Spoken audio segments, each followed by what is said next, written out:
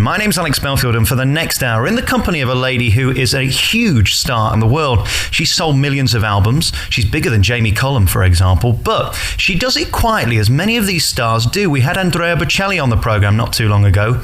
He's one of the world's biggest selling artists, 50 million albums, but not everybody knows about these artists, and that's why we wanted to talk to Diana today. And what a thrill it is to talk to you. How are you? I'm really well, thank you. Congratulations on the baby. You're either massively overweight or ready to have a baby. Massively overweight. Maybe the little extra ice cream I've had. The one thing about you is, joking aside, is you are the glamorous side of jazz music. You're the beautiful side of it. And when you're on stage and when people see you perform, I saw you on Sky the other night, you look so great. And I think that's important for show business. You want to look at somebody who's attractive, don't you think? I don't know. I think this somebody is really can be very interesting. It depends on what your idea of attractive is, you know.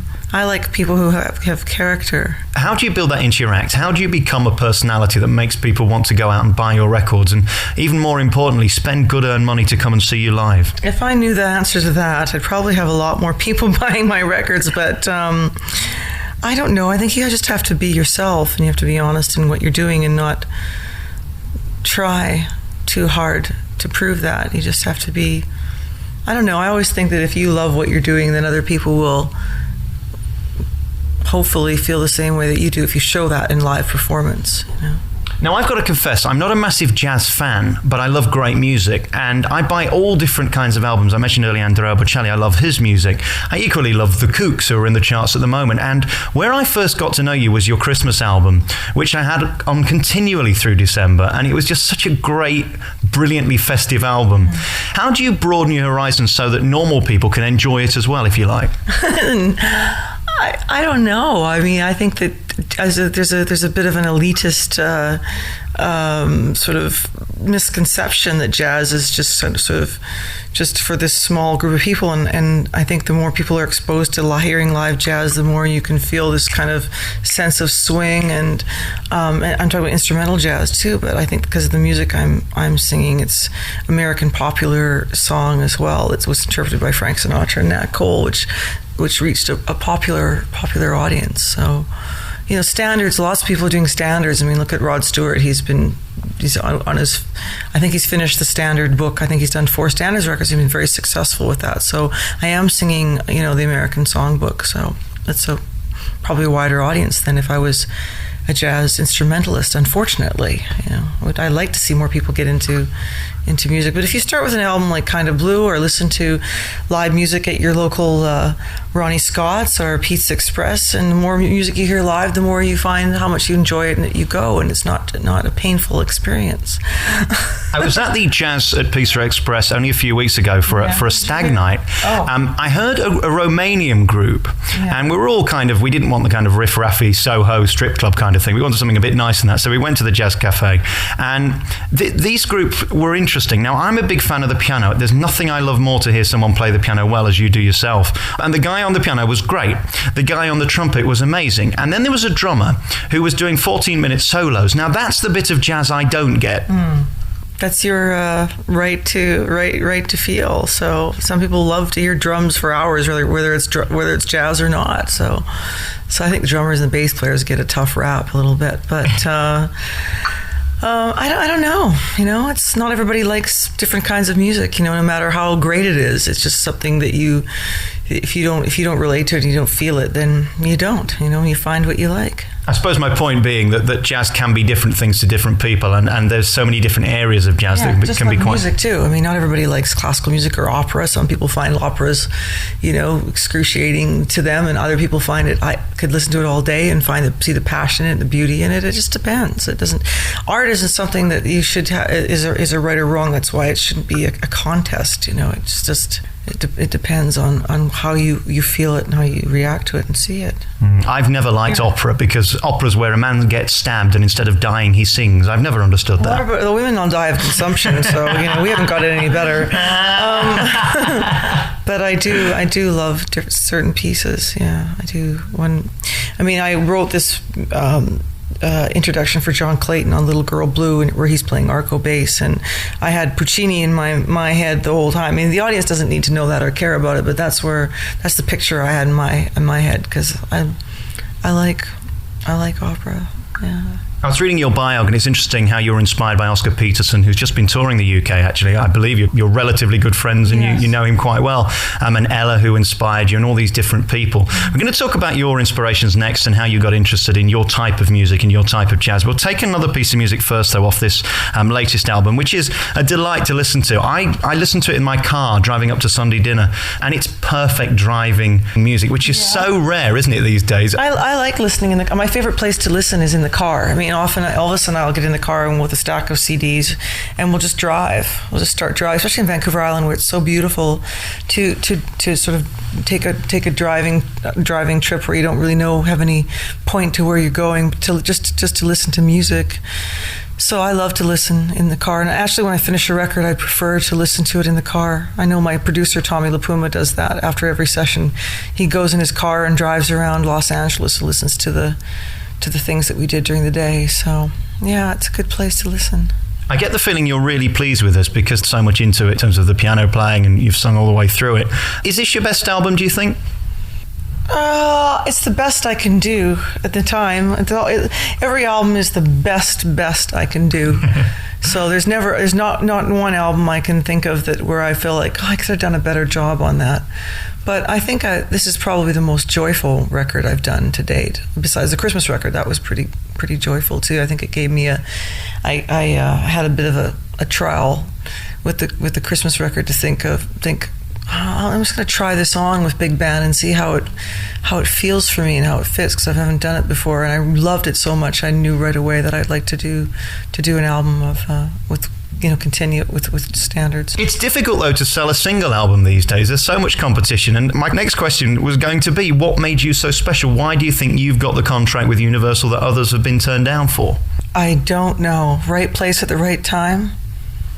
I started out with Universal with GRP Records and did a small record on my own that I produced myself and with a Canadian company and paid for myself basically to do a demo tape with John Clayton and Jeff Hamilton, who were my idols when I was that age, 26. And so I went into the studio and produced an album myself as professionally with the money that I had as possible with the greatest musicians that I wanted to work with, and then shopped the demo around and got picked up by a Canadian company, and then was heard by playing in a jazz club by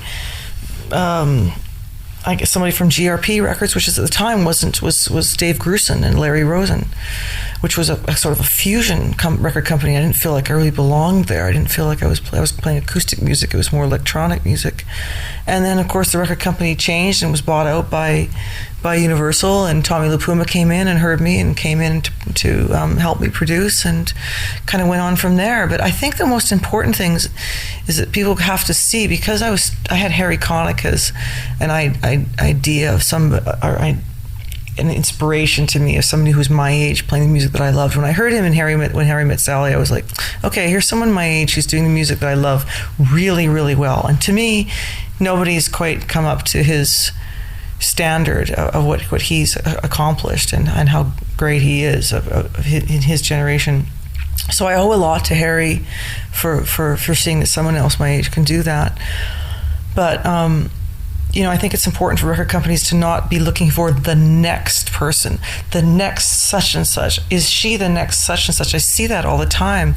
And instead you have to look for somebody who's going to be really good, and the more opportunities you give them, the better they're going to be. But because it's so, record companies are suffering and money, and it's harder for them to do that. But you have to have creative people like a Tommy LaPuma or Bruce Lundvall who can spot potential in someone. And I think that's what happened with me and Tommy, where Tommy heard something, and this is my 10th record. I'm not just starting. So I was selling a small amount of jazz records at first. I think 300 a week I started, which was really, really good. 363 copies in a week was pretty great for a first-time jazz artist. Now I think there's so much pressure on artists to sell like Jamie Cullum, or to sell like Nora Jones, and there are good young artists, and they are good young artists.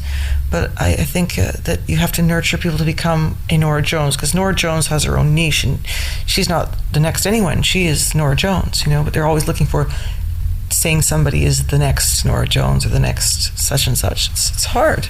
It's interesting. It's a natural thing to do, I'm sure. It's interesting you mentioned Harry Connick, because I was watching a program of his on Sky the other day, and his stage presence is just remarkable, and he's really crafted that Sinatra-esque feeling about his show. Go again with Sinatra. I mean, it's a curse of male singers, of interpreters of popular song. They're always into Sinatra. I mean, it's Sinatra, and I think Harry sounds like himself. He's a great piano player. He's a really great piano player, but he does. I mean, admittedly, coming out of Sinatra and has studied Sinatra, but I think he does. He is still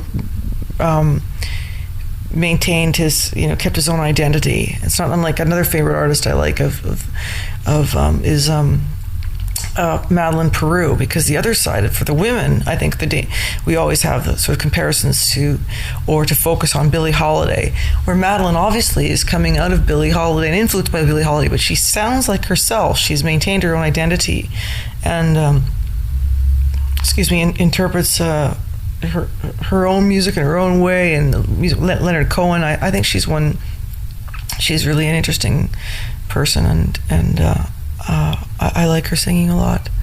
Did you ever consider becoming a pop star, a Britney Spears or anything? Was it always going to be proper music, if you like, not going for the popular sound? You don't want to tell somebody that they're not doing proper music. I mean, that's their idea of what they want to do. If you love something and you want to do it, then you go for that. But you don't. I've never tried to be anything that I'm not. I've soul searched and gone down different roads and tried to find different areas that I'm interested in, but I've always wanted to be a jazz musician. Yeah. The sound is so contemporary, and this album's so well made. I just love the opening to each number. I don't know, it raises the hairs on the back of the neck, and presumably that, as an artist, is what you're trying to achieve. Yeah, exactly. That's you have that goosebump effect that you're supposed to have, this kind of feeling. But I mean, if you succeed at that, but we're striving for pretty high standards. Listening to albums like Sinatra at the Sands is pretty humbling, and you think, well, I'll never achieve that, but I can dream, can't I? But you have to set a standard that is organic, and I record live in the studio, and I don't take things off and put other things in. I don't Pro Tool things to death. I don't like that. I mean, it's wonderful to have the options to do these things, but you can't use those options to make things lose the human element in them. And I'm very kind of careful about doing things live so that they're captured, so they're human sounding, so you don't over perfect anything. I don't like that sound. You can tell when that's been done. One of my favorite tracks and one of the big goosebump records for me is Little Girl Blue, which is just so subtle and beautifully made. And your voice, just that natural singing that so few people can actually do. Presumably it's hard not to want to do the big Shirley Bassey over the top stuff and keep it in. I met Shirley Bassey at Royal Festival Hall. I'll never forget it, because I was still just starting out. I know it was opened for Ray Charles that evening, and she came into my dressing room, and it was 1999, and we were discussing what we're going to do for the millennium. And she said, "I'm going to be in bed with a glass of pink champagne and a tin of caviar." I just thought she was just like, wow. I'd met this amazing woman, and I like Shirley Bassey, but you have to be careful that you're yourself, and when you've got an energetic bunch of musicians with like a big band, that you don't try to compete with them, that you stay yourself, and that you just be yourself. And the more older you become, the more confident you become, the more you're less intimidated by the so-called tape that doesn't roll anymore in the studio, but the rolling of the tape, and that, oh my God, it's all about me and I have to do everything, it's about me here. And it's not. You're playing with other people, and you're creating something together, and you're listening, and you're in the moment. And because Little Girl Blue, that was the first take, because we liked it so much. There's a couple things on there that I would do differently now, but the feel of the piece was so it was so nice that we decided to just keep the first take, because there was something magical about it. And when you start over trying to do something too hard, then you just kind of lose it. It just becomes not interesting anymore. And that's why there was no more than 3 takes on the quartet pieces. No more than than 3 takes and minimal fussing around with it, you know. And of course your husband's Elvis Costello, and you've got a little girl or a little boy, or don't you know? Yeah, we'll know pretty soon. So you have to keep some things to yourself, because I think it's important. I don't blame you. I wouldn't want to tell me either. It's none of my business. That's okay. That's okay. How is it for you going through the process of being pregnant? How are you finding it? Has it changed your life? Oh, I just never thought it would happen to me. I never thought I'd get married. And I thought I would be I was kind of content to be, not happily content, but kind of accepting of being, you know, while I'm focused on my career, and it takes me to wonderful places and I get to do wonderful things, but it's not great for the social life. And maybe that's okay, you know, for me. And then I met Elvis and everything changed, and still didn't think that we would be having a family, and kind of thought, well, if it happens, it happens. That's the attitude that we had, and it's happened. And I think if you go through, especially a loss of a parent or a loved one, and then, you know, another loss of another sort of parental figure, then another loss, which I did with Rosemary Clooney and Ray Brown, all in the same 6 weeks. My mother, and then 2 parental figures who are also mentors. You're a little bit. It's hard to let go of fear that something bad might happen again, or you might lose something again. So I'm starting to accept that this is really happening and that everything's going to be okay. I think that's part of why there's a bit of a guardedness in talking about it, because you're still kind of like, especially in the first few months of your pregnancy, you're told to be careful, because that's when it's a fragile time. And now that things are, you know, I went to the doctor here in London this morning and everything looks really good, and now I'm starting to relax a little bit more. And I mean, you're always going to worry about your children, but I think after coming off of years of worrying about my mother, because she was so young and had cancer, went into remission, that was in 1996. You're still always in a bit of a cliffhanger, like, oh my gosh, you know, is she going to stay in remission, and she got sick again. And you get used to worrying a lot and being fearful a little bit, and then when something does happen, and then another thing happens, and another thing happens, you get used to sort of living on that. I don't want to be too confident that everything's going to be okay, because what if something bad happens? So you have to let that go at some point. You have to, because it will or it won't. You can't control it. So you might as well enjoy the happy times that you're in the moment. So I'm not trying to live, because I do quite well in living in the moment and not worrying about the future and what's going to happen and how we're going to do it. And because people are asking us, because we're in press, and, well, how do you see yourself? I'm like, I don't know. I'm just seeing myself right now where I have no trousers that fit me, and I have no time to shop for anything, and maternity shops are just very few and far between, and I'm enjoying this, and it's exciting. So I'm just trying to stay really positive in the moment. I've had a couple of bereavements in my family recently. The one thing it teaches you is perspective, and the big things matter more and the little things don't matter, and you kind of let stuff go. Whereas I think before I kind of worried about the things that were the least important. Mm-hmm. It is interesting how life tends to teach you a lesson, doesn't it? Well, you know, I think it's... For instance, if my mother had cancer, and then she had got a bone marrow transplant, fortunately, and which made her well. And what it did at the time that was happening was right when my career was starting to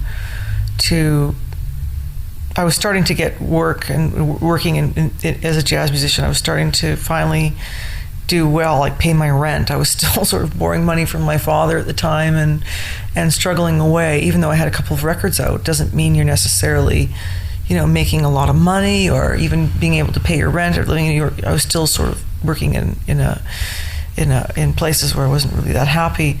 But when my mom started getting well, it coincided directly with my career sort of taking off, and it taught us about just really enjoyed it and how much my parents enjoyed it. And I took them places, and I played with jazz festivals, and they came with me, and it was quite an exciting time, and also a time where I think it helped being positive with my mother getting well, because we were able to share all that. So it was quite fortunate that it was happy times during that time of So it does teach you to really enjoy your life, and we certainly had a really good time with my mother. My mother was very old when she passed away. She was 60, so she got her disease when she was 54 and had 6 years of being pretty well until the last year or so. So yeah, and but it also you have to trust again that things are going to be okay. How's Elvis dealing with the idea of being a dad? Really excited about it. I think it's a pretty wonderful time for both of us. Yeah. I didn't realize how funny Elvis was till I saw him fill in for David Letterman on The Late Show. Yeah, he was brilliant. I thought he was everybody thought he was brilliant. He was wonderful. That was a great show. It was great. How did you two meet? We met, I think, probably in 98, maybe at the Grammys. Well, it was when he did Painted for Memory, so I don't do very well with dates. I get dates and times all mixed up and everything. I don't really live in that kind of time world. But we did meet at the Grammys initially, and then we met again in 2002 in February at the Grammys of that year. And I was presenting with him and Gwen Stefani. And I was very nervous, as usual, about speaking in public. They gave me these lines to read, and I wanted to cut them all out and basically say nothing. And he said, well, no, you have to say something. And I said, well, you can take this line. Can you take this line? Can you take this line? And he's like, okay, well, I can do that, and I can do that. And I ended up having to just say, nominated for, and hardly do anything. And he and Gwen sort of picked up the rest for me. And he was really kind. And then we started talking about music, and he sent me a couple of tunes, and that was kind of a start of a beautiful friendship. Yeah. So it was at the 2002 Grammys, yeah. What is your home like? Is it a place full of musical instruments where you wake up in the morning and you're both just enjoying being talented, or do you kind of leave the business alone and you just spend time together being yourselves? Yeah, we do. I mean, we really enjoy living in New York, but we moved in together at a time where both, of course, were on the road all the time, so there's still some unpacked boxes. It's a constant state of trying to get organized, because when you're living in a place like New York where it's a big space, but it's not as big a space for two people who are on the road with lots of suitcases and bringing home CDs and things. So it's right now we're trying to figure out how we're going to expand, and it's just reorganizing. But yeah, there's lots of music around for sure. I mean, like the boring stuff that everybody has to deal with is just the same for us as it is for everybody else, of trying to fit into and have enough space and but we enjoy New York very much, and have a great life there. I mean, we split our time between New York and Vancouver, and lots of music around all the time, different kinds. I mean, music he's listening to, music that I'm listening to, films, and it's great. I presume normally you're not doing the same events together, so if he's performing somewhere, you're somewhere else. Mm-hmm. How does that work? I mean, that must put a strain on the relationship. Well, this is the first time we've been to the doctor together for 6 weeks, so that was pretty great to be able to go together, and we've been apart, and like I said, to go to the doctor together and see what's going on, everything's all right, because it's been on the other end of the phone, the other end of the day, 9 hours apart. We love our tours and we love what we're doing, so it's a great thing to call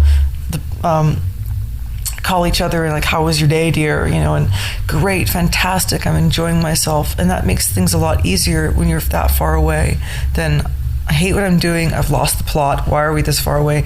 Which sometimes happens. It's just so it happens to be the time where we're both loving what we're doing. He was working with Alan Toussaint, and that was a very successful tour in America. And I was over here doing European tours, but now that we're back together again, we've said 6 weeks is too long, never again. We're never doing that again. That's really hard. Okay, we're going to be back next with our remaining moments. We're going to take another song before we take the title track. Which one can we play that you'll enjoy listening to? Oh, I love Isn't This a Lovely Day? I love the arrangement of that, and that's one of those kind of arrangements where it was written, the night before. Like, I played a little bit on the piano for John while we were recording. At the end of a recording day, we're out for dinner, and John is sitting at the dinner table, John Clayton, writing the arrangement as we're having dinner, and probably finishing it at about 2:00 in the morning. And it came in the next day, and I hadn't heard it, and it was just like, I listened to it, and I just wrote him a note that then put it on the podium and said, "This is exactly what I wanted, but didn't know it." That's probably one of my favorite arrangements on the whole record. Yeah. Okay, we'll be back. Tempo too. Tough tempo. So those everybody holding their breath tempos so it doesn't move, and just to keep relaxed so that, some people think that it's so difficult to sing up tempo tunes, which it is, but that tempo in particular is an example of how difficult it is to just keep relaxed and be in that kind of feel. And I just love it. I love that arrangement. This new album is in your stores now. It's called From This Moment On, and a few things we've got to get to before you go. Presumably you were always musical. You can't be trained to be as natural as you are and as talented as you are. I don't know. I think you have to want it and you have to love it. I'm not very technically proficient. I wish I was more skilled technically. I wish I had more I wish I was a better piano player, but I have a really good feel and I really love what I do, and I hear it, and it's probably get by more on natural ability than a lot of practicing my scales and doing my studies properly. So if that's the way it is. I practice and practice. I'll never sound like Oscar Peterson, but I have a good feel and a sense of time, and I enjoy what I'm doing. But isn't that the case with all the best? Surely the God-given talent is the thing that makes most people know. There's people who have it all, like Christian McBride, who of my generation, Benny Green. Christian McBride is probably the big example of someone who's just like got everything: feel, heart, natural, technical ability to express anything pretty much he wants. Ray Brown was like that. Oscar Peterson. A few people like John Coltrane, Charlie Parker. Then you have someone like Sarah Vaughan, who has almost like an operatic range of voice, and then someone like Billie Holiday, who doesn't have a big range but is all about soul and feel. Who cares? It's just like she's just moves you. And so there's lots of different artists who are great for different reasons and unique because of it, like Bob Dylan or other Joni Mitchell, who's just extraordinary. My favourite at the moment is Nina Simone. I just got her Best Of album again, and just the emotion she can put into the most simple of words is unbelievable. Yeah, a lot of people really love Nina Simone, and for good reason. She was a very complex person, and a very unique voice. Again, it depends on who you listen to, but it doesn't matter how technically proficient you are or skilled on your instrument. You have to have the ability to move people, otherwise it just sounds like you're doing exercises and it doesn't really do much. And again, like yourself, a brilliant pianist. She's just got the most amazing touch with the piano. Well, touch, but I wouldn't say I'm a brilliant pianist. I think I'm a pretty good piano player, but I play what's right for me. But You're not very good with compliments, are you? I'm a realist. I won't say. I'll just tell you what I tell myself. I can't say yes, I'm fantastic. Yes, aren't I wonderful? I'm okay with compliments. I know I love what I do, and I'm pretty good at it, and I sound like myself. I've come into my own place, I think, in what I'm doing. I'm very fortunate to have the opportunities in which to grow as an artist, but I have frustrations like everybody else.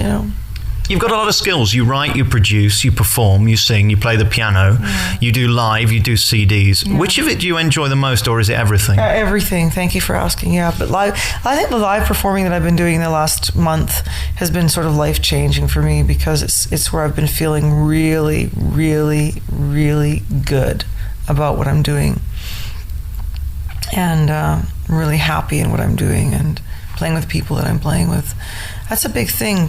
I think I've always been a bit more apologetic for it sometimes, and now I don't feel like that. I think I've accepted my limitations and accepted my strengths, and I haven't stopped learning. I haven't stopped striving. I haven't stopped being frustrated with myself or happy with myself. I just think I'm a little more accepting of that, rather than feeling.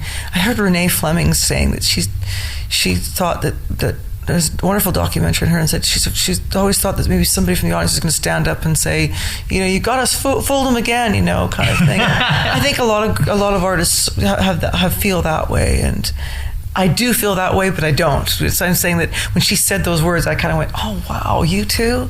Oh great, So. This baby, is it going to be a showbiz baby on the road with you in the van? Are you going to take 20 years off, or what's going to happen? I know. I think what I've heard from other people in my situation is that for the first 5 years, Audra McDonald, you know Audra McDonald? She's a great singer. And she said to me, well, for the first 5 years, you can pretty much take them anywhere, and then they have to go to school, and then you have to decide, where you're going to be, and they have to have structure. So I think I'll worry about that when the time comes. But as long as I can keep doing what I'm doing, and the child is happy and healthy, and I'm happy. But regardless of whether I had a child or not, I think I want to slow down, because it's just been so intense all the time for so long, like away for 300 days a year, and I haven't been home for 6 weeks, and that's too long. Because then when you go home, it's very difficult to feel like you have a home. It almost becomes easier to be in hotel rooms because there's just so much to deal with when you get home. Will we see you in Hello Magazine with Elvis and the baby? Oh, I don't know. I don't think I'm interesting enough to be in Hello Magazine. So you're being humble again. No, it's true. Whatever. I mean, if we are, yee-haw. But I'd take the million. I'd do it. What do you mean? You mean for money? Yeah. Oh no. I wasn't even thinking of that. I just thought that they were interested in even taking our picture. I don't know. Well, I don't know. I don't think so. I don't think we're that kind of. It'll buy a nice nursery. Think of it that way. I think it's good that someone like Angelina Jolie and Brad Pitt have donated the money to charity and done that. But we're not them. We're not. I don't know. It's an uncomfortable question. Kind of weird. Congratulations on this new CD. It's called From This Moment On. In a moment, we'll take the title track. It's Diana Krall.